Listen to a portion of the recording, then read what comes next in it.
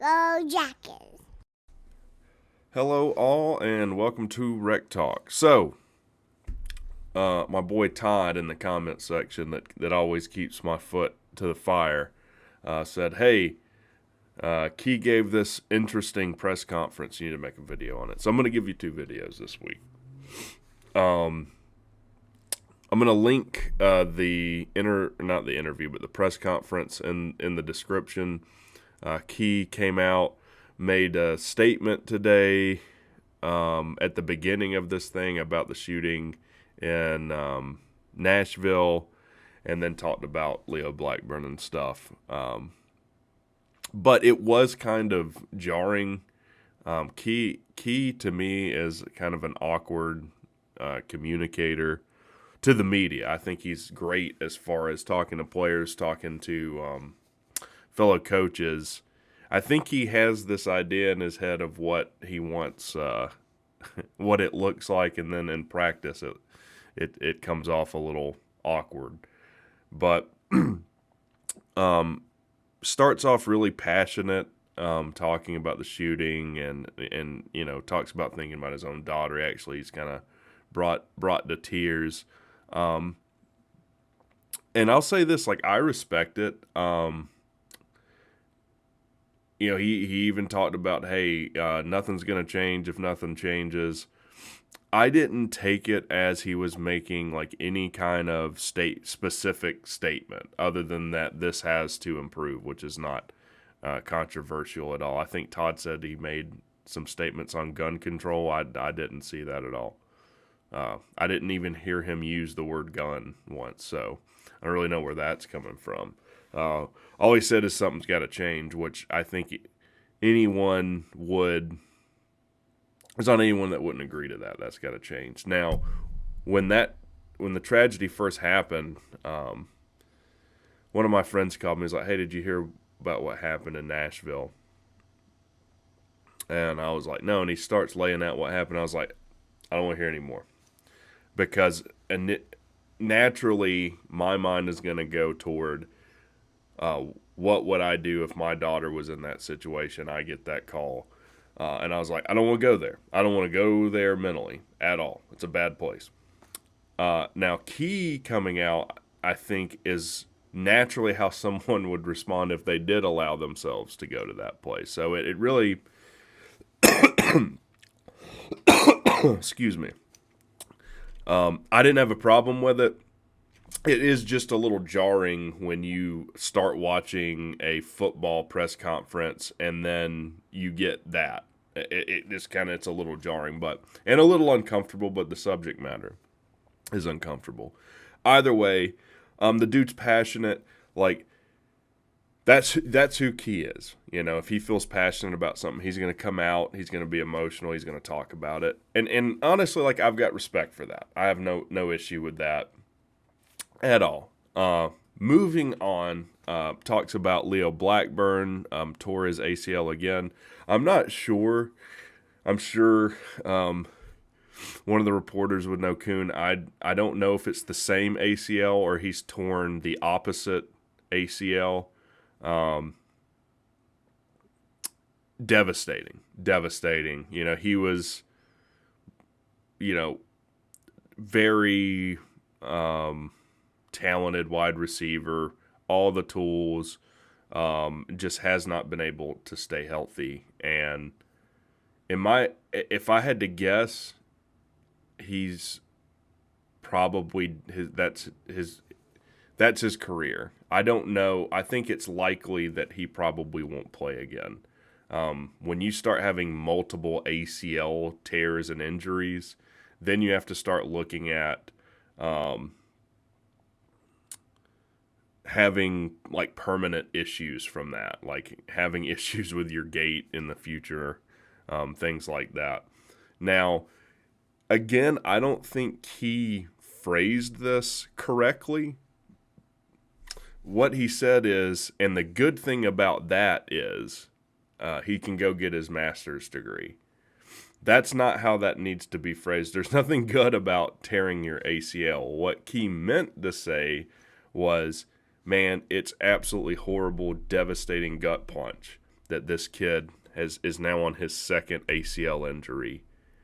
However, the good thing about Georgia Tech is that when things like that happen, you can progress your education to a point where if you're not able to play again, you can have a very successful career. The way he phrased it seemed like, oh, and the good thing about him being injured. And that's not at all what he meant. He's just not great at phrasing things. Again, what he meant was the good thing about Georgia Tech is if you do have a lot of injury issues, your education means something. And I mean, look, if you're at another, I'm not even going to name another school, but if you're at another school and you major in general studies, or you're not even going to class, as one guy who's projected to go high in the draft from the northern part of the state doesn't like to go to class, it might be a different story. He also talked about the chemistry of the coaches, which I thought was interesting. How he talked about it is like, yeah, basically you want some tension between your coaching staff. And not in a bad way, but you want people who are going to step up and speak when they don't agree with things. So this kind of balance of tension is actually a good thing in your staff. Now, obviously,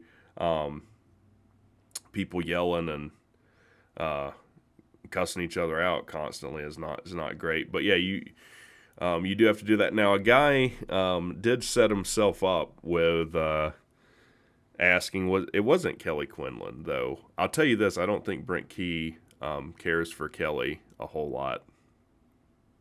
Or he actually likes him a lot, and his jokes are just horrible when they're banter between the two. I can't tell which one it is. But a guy's like, I know special teams isn't the most important. Or he phrased it something like that, and Brent Key was like, no, you're dead wrong on that. And goes on this really nice, I guess, talk of laying out like why your best players should be starting on special teams. Like, special teams isn't a playoff. Special teams isn't just an opportunity to get kids some playing time that don't usually get it, or get kids on the field that aren't otherwise going to be on the field. He's like, look at those old Alabama teams like that he was on. Like, Trent Richardson was a beast on punt and kickoff coverage. Like, Julio Jones was on kickoff coverage.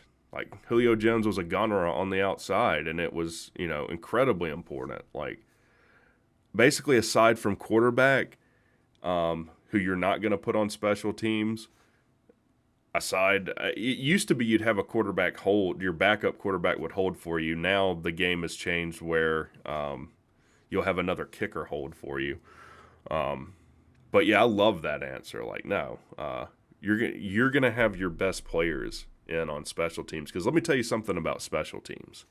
No one looks at them unless they go really well or really poorly. Now, last year for Tech, they went really poorly, aside from the place kicking after Key took over. Special teams will make you win games you're not supposed to win. And bad special teams will make you lose games you never thought you'd lose. So it is pivotally important, and I'm glad to hear Key say that. I think Quinlan asked, well, are you going to look into the portal now that Leo Blackburn is out? Do you need another wide receiver? And Key kind of cut him off. Like, he made it he'll just he kind of says things that aren't really correlated to the question. Half full, not half empty. Yeah, like he said that, and he's like, well, I can't project into the future, into what we're going to need and what we're not going to need. Which, that's what I'm saying. Like, I don't know if there is, this mutual respect between Quinlan and Key or not, or if Key really just dislikes him. It's an awkward interaction between the two, I can tell you that. But, I mean, Quinlan has quite awkward interactions between himself and his own constituency. So, but yeah, he kind of answers a question that wasn't really asked. So it was odd. The whole press conference had kind of an odd mood, just I think because how it started. But here's what I can say: I'm excited for this team. I absolutely think Coach Key is the right guy to lead this team where it needs to go.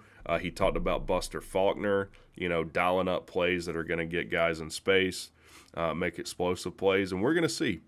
Again, Sea-Dog and I will be on that Fifth Street Bridge right by the bookstore before the spring game, giving out merchandise. Come meet us there. We'll be tailgating before the spring game. Spring game's April 15th, starts at 1. We'll be there well before 1, tailgating. See you guys there.